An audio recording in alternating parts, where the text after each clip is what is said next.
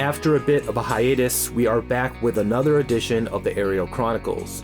If you've wondered where Ariel's been, well, her absence was due to a combination of the holiday season and getting the dreaded COVID-19. And yes, she's fully vaxxed. But now that she's recovered, we're going to jump right back into the swing of things by taking another look at Ariel's flop statistics with DriveHUD 2. Now, some of you may be wondering why we're going over the flop again when we already covered it earlier on in this series. Well, learning poker, like many other endeavors, is a continual, never-ending process. No human will ever fully master Hold'em, and so to improve, we must constantly reevaluate our game to find and plug leaks, to become more precise, and to add new tools and tricks. This is particularly true if you want to learn poker through the lens of game theory and solvers. The full Nash equilibrium solution, even with respect to a simplified game tree, is far too complex for any human, let alone a beginner, to learn perfectly. But at the same time, game theory also defines the basic fundamentals of poker strategy, specifically the mechanics of EV maximization. This paradox was the main impetus for the creation of GTO Check. Our primary mission is to bridge the gap between complex solver sims and novice poker players. To understand how we tackled this problem, it's important to know why Nash equilibrium solutions are so complex as an initial matter. A solver finds the Nash equilibrium solution by playing a single hand scenario against itself over and over, first trying out all strategies randomly, and then gradually shifting its strategies towards the actions that make the most chips on average, and away from the actions that lose the most chips on average, until it reaches the point where any further shifts to its strategy will no longer improve its win rate over the long run.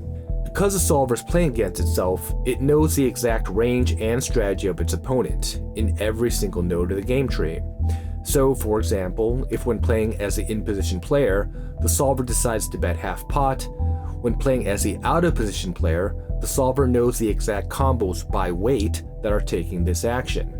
This means that if one player steps out of line, even slightly, the other player can hammer this imbalance with impunity because the strategies are face up. If the in-position player has an inadequate number of bluffs in its range, the out-of-position player will know this and can print money in the long run by overfolding.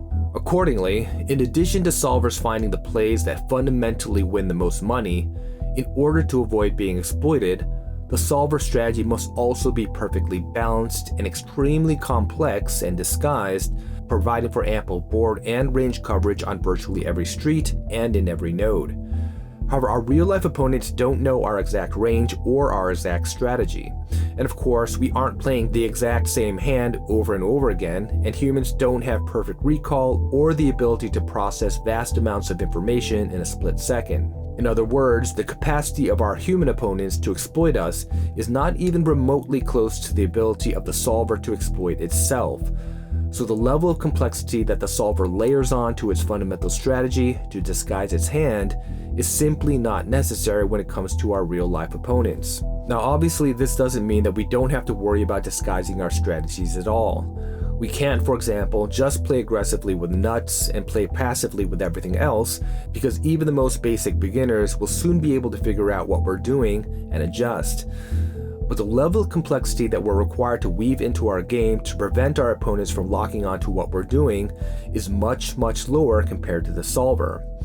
And this basic understanding presents a pathway for novices to learn and employ game theoretic concepts and principles by using heuristics and simplifications. So how exactly do we do this? How do we separate the solver's basic fundamental strategies from its more complex ones that are a necessary byproduct of it playing against itself? The answer to this question lies in the concept of EV. That is, we can cut through all the intricacies and opacities of the GTO solutions and hone in on where most of the money is being earned by specifically focusing on where our personal strategy loses significant amounts of EV compared to the GTO solution. If you run a beginner's hands through a solver, undoubtedly there will be many different spots where the actions taken by the beginner are losing massive EV all over the game tree. In contrast, if you run a stronger player's hands through a solver, although he won't be in perfect unison with the machine at all times, he will likely be losing little to no EV in many or most spots. In other words, not all errors are created the same, and the most efficient way to learn anything is to prioritize focusing on our biggest weaknesses first, and not spending a lot of time on minutiae that only produces small improvements.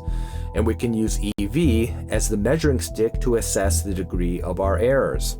There are punts where a player loses a lot of EV compared to the GTO solution by taking actions that are strictly inferior to an alternative superior action by a wide margin.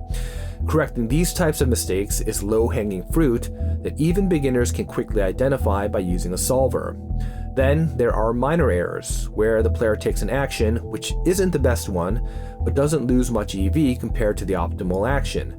These errors may be the result of not using the correct sizing, or slightly missing a cutoff point, or not accurately assessing card removal, which requires more experience and nuance to understand and incorporate into your game, and typically only produces modest EV gains. Given this, when a beginner reviews a solution, instead of trying to memorize or understand what all the combos in the range are doing with all of their frequencies, the beginner should try to gauge the overall contours of how the solver constructed its range and target the specific areas where he's losing a lot of EV. And we developed the GTO Check system and the GTO Check blueprint to help with this process by placing a heavy emphasis on principles and simplifications that do not lose significant EV compared to the GTO solution. A beginner can gradually learn GTO and improve his play by repeating this simple process over and over, analyzing his hands to find his biggest leaks, and then modifying his strategy incrementally to address those leaks. And as the beginner progresses, his threshold for what constitutes a big leak will get lower and lower. This gradual process is actually quite similar to how a solver finds the Nash equilibrium solution. At the very beginning, since the solver simply tries all strategies at random, it initially makes huge EV errors, which are easily identified and corrected, i.e. the low-hanging fruit.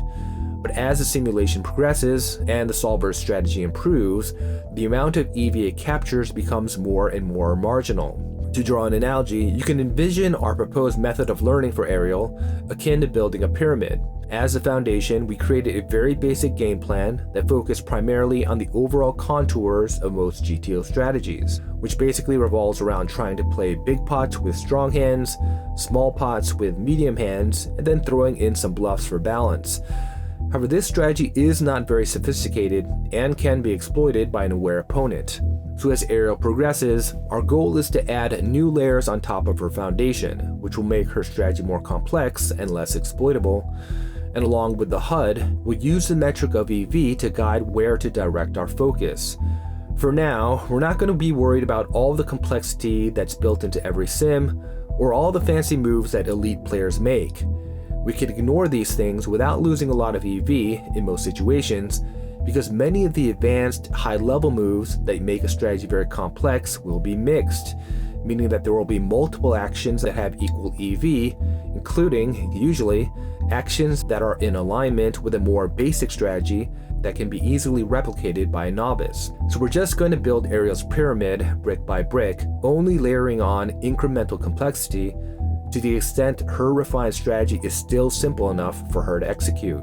So to bring us full circle back to the start of this video, previously Ariel's c-bet percentage was at around 79%, which was probably too high, so we implemented a basic game plan which brought her c-bet percentage down to around 60%. Now this is still higher than Pluribus's c-bet percentage. One thing we need to take into account here is the fact that the smallest c-betting size Pluribus was allowed to use in single race pots was 50%. This likely means that if Pluribus was allowed to make smaller bets in single race pots, its c-betting frequency would probably be higher. And since one of the easiest ways to make money in poker is by c-betting on the flop and taking down the pot, and because as a general matter we would prefer for Ariel to over-aggress instead of under-aggress, we're going to investigate whether we can increase Ariel's c-betting frequency in a simple but rational way through some solver analysis. So let's take a look at a few situations where Ariel was the pre-flop aggressor, had the opportunity to c-bet, but chose to check instead. So we've gone through her database in DriveHUD 2 using a few irrelevant filters and tagged a number of hands in various scenarios, which we will now review through GTO check. In this hand, Ariel opened the low jack with Jack 9 of clubs, the big blind called, the flop came 10-9-5, giving Ariel second pair, and it went check. Not too surprisingly, this check is solver approved and perfectly fine in isolation. But as we've mentioned many times, to improve our play, we can't just focus on whether our specific action was solver approved, because sometimes it can be approved but for the wrong reasons. This also teaches us nothing about overall range construction, which is critical. So instead, we want to see if our strategic logic as a whole makes sense in the context of the solver's solution. As a refresher, Ariel's basic flop strategy is to c-bet small with her entire range on certain dry, high card boards, but on the rest of the flops, she's to play a polarized strategy, only betting with the top part of her range and her draws, and checking with the middle part of her range. So first things first, this is a very connected and wet middling board. We do have the range advantage, particularly due to overpairs. However, the big blind has plenty of strong hands here as well, including sets, two pairs, top pairs, second pairs, and a number of strong straight, flush, and combo draws. Accordingly, this is not the type of board where Ariel will be c-betting range since she has limited fold equity. So first, let's test her basic strategy against the solution.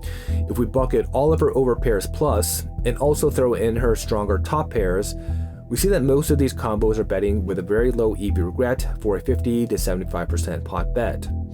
Now let's check her unmade draws. And again, we see these hands are mostly betting with a very low EV regret for betting 50 to 75%. And finally, let's check the middle part of her range with her weaker top pairs and under pairs,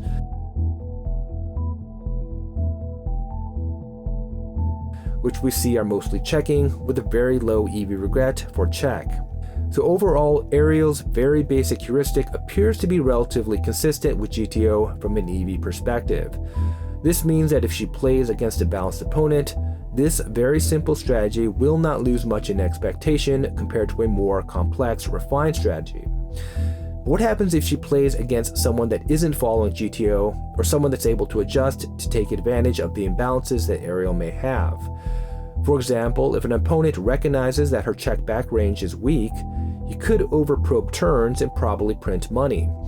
Well, against that type of opponent, simply following a low EV loss strategy will not be sufficient if her frequencies are out of whack, since EV is often decoupled from frequencies. And as we just saw from our HUD analysis, Ariel's overall c-betting frequency is on the lower side, so this is an area which is worth looking into further. If we add up all of her strong combos and draws that she bets under her simplified game plan, we see that in the aggregate, these combos make up only around 42% of her range.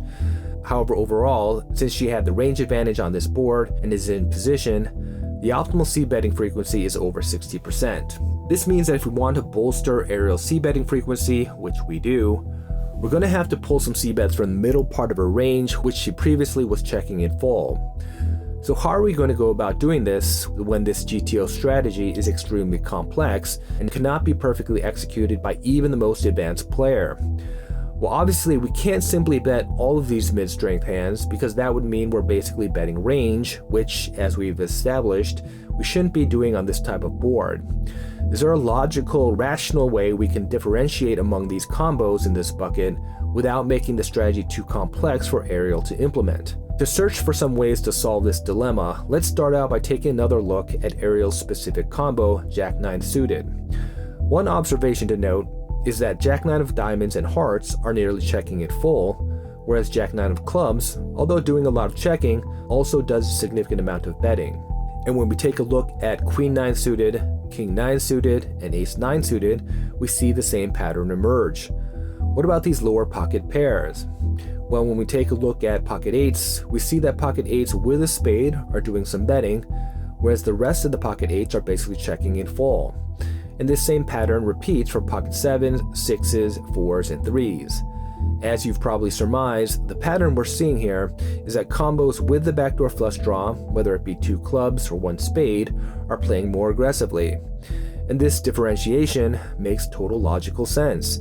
A middling hand like second pair with a mediocre kicker doesn't really want to bet three streets for value, but at the same time could benefit from protection and getting ace high or king high, which are prevalent in the big blind's range, to fold. And so when we're selectively deciding which of our middling hands to play more aggressively with, favoring hands which provide additional equity in the form of the backdoor flush draw makes perfect sense. If our c-bet is called, we still have the opportunity to pick up equity on the turn and to make a strong hand by the river. Although a backdoor draw only increases the equity of a hand slightly, when we are trying to distinguish between similarly situated combos, hanging our hat on this type of incremental equity is really the only rational way to do it. Additionally, a hand like Jack-9 of clubs has the further benefit of blocking some of villain's floats to our c-bet. Now, some of you bean counters out there may be thinking to yourself, if backdoor equity was so important, why isn't the solver betting these hands with backdoor flush draws 100% of the time, and checking the same hands without the backdoor flush draw 100% of the time? The answer lies in part in the discussion we had at the start of this video. Because the solver is playing against itself, a perfect opponent, the strategy by design must be perfectly balanced so that it's disguised and provides ample coverage in all branches of the game tree, for example, by having backdoor flushes in its checking line. However, since we're not playing against bots that know our exact range and strategy, this level of subterfuge and complexity is overkill, especially at this level. And again, at the end of the day, although we want to make our strategy difficult to read and unpredictable, the strategy must also be simple enough to be executed effectively by hero. These countervailing considerations must be taken into account when designing a game plan for any player. So although more advanced players may be able to execute a more nuanced and complex strategy, perhaps by using a randomization scheme that is slightly skewed towards backdoor flush draws, for a beginner like Ariel, using a simplified blanket strategy while maintaining her overall frequencies in check is the right approach for now. So to help bolster Ariel's c-bet aggression in a rational way, the refined heuristic we're going to apply is that in situations where she was the pre-flop aggressor, and the board is one where she's not c-betting range, she's going to c-bet with her strongest hands, with her draws, and also with her other combos that have a backdoor flush draw, with one caveat.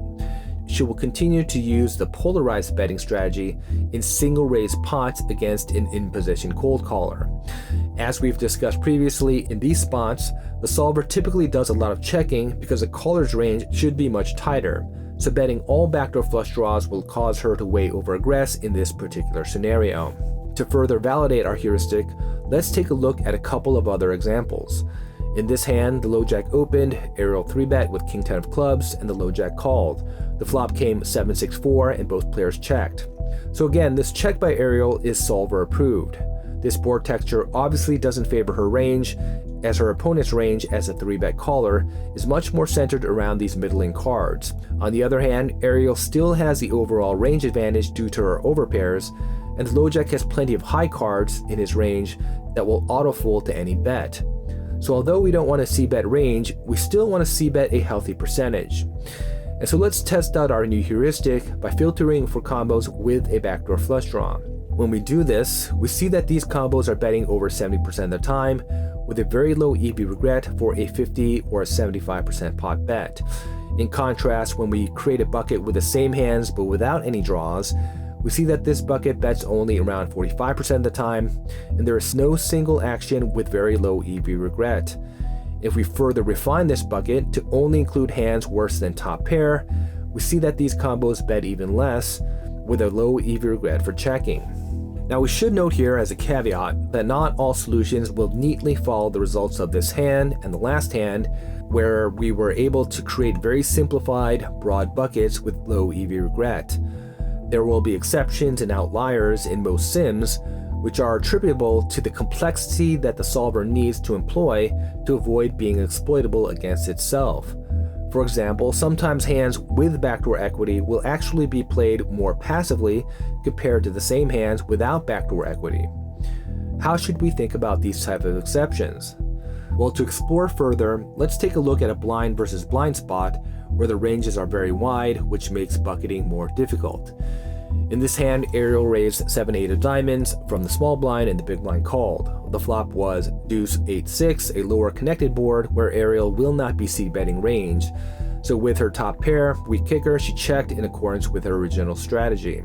Again, her check here is fine, and under her new heuristic, if she just bet all of her top pairs with the backdoor flush draw, that would be fine as well, as it produces a low EV regret for betting anywhere from half pot to full pot. But when we expand this new heuristic across her entire range, we see that the lowest EV regret is now over 4%. This means that there is no single action available, which, if taken with every single combo within this bucket, will result in low EV loss across the board. For example, with respect to a half pot bet, there is at least one combo in this bucket that achieves significantly higher EV when taking some other action. Now, does this render our heuristic completely useless? No. I don't care who you are, whether you are Linus Love or Michael Adamo, every single poker player's strategic logic is flawed. No one can even come close to playing perfect GTO and never will. So the key when trying to learn GTO, as we've stated on many occasions, is for each individual to create his own personal strategic framework that captures as much EV from the GTO solution as possible, but is still simple enough for him to execute in real time. So for a beginner like Ariel, we shouldn't be deterred when we encounter exceptions like this, which will be often. If we remove just 3 combos from this bucket, we see that the EV regret for betting half pot drops down to 1%. So for the most part, excluding a few exceptions, our extremely simplified heuristic, which Ariel can easily implement, loses very little EV compared to the GTO solution. In other words, don't let the exception swallow the rule, and don't lose the forest for the trees. As Ariel progresses, we can take note of these type of exceptions and try to identify patterns, which we can then incorporate into her game to refine her heuristics further. For example, middling aces tend to be a class of combos that the solver will do a lot of checking with. And in this blind versus blind spot, the solver prefers holding an ace or king, which of course is stronger than holding a queen or jack, and a 4 or 5, which has more connectivity to the flop and can make more straights compared to a 3. But these types of finer details are more advanced in nature, so we shouldn't expect a total beginner to incorporate them into our game just yet.